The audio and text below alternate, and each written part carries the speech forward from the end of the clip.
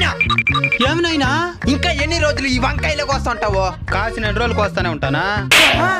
నువ్వు ఇంక మీటి ఈ వంకాయలు కోయాల్సిన అవసరం లేదు నాయనా. ఏమి నాయనా, బెండ చెట్లు పెట్టిస్తావా?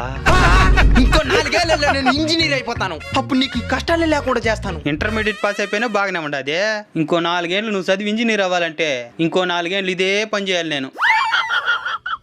మాట్లాడిన చాలు, వచ్చి వంకాయలు కోయి. నేనేమన్నా కోయలేను అనుకుంటావా? ఎత్తరాకుంటావా? ఫస్ట్ దీని పెరుకు రా.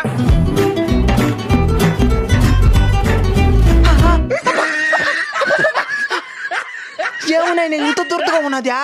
వ్యవసాయం అంటే ఈజీ అనుకునేవా? నువ్వు ఈ పని చేయలేవు నాయనా, శ్రద్ధగా చదువుకో. అయితే మంచి ఇంజనీరింగ్ కాలేజీలో జాయిన్ చేపి. అల్లుడు, నీకు తెలిసింది ఏదైనా ఉంటే చెప్పేమే. ఎన్ స్క్వేర్ ఎడ్యుకేషనల్ కన్సల్టెన్సీ సర్వీస్ అనే ఒకటి ఉంది మామ.